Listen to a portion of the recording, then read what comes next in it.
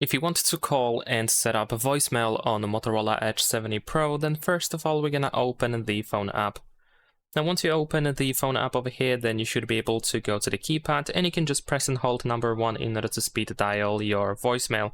And then you should be able to just simply set it up by following the instructions that you will hear during the voicemail. Now in case you press and hold number 1 and if you try to speed dial the voicemail but it doesn't work, then it might be due to an incorrect voicemail number in the settings. So on the home page, you can tap on these lines here in the upper left corner, and then you can open the settings.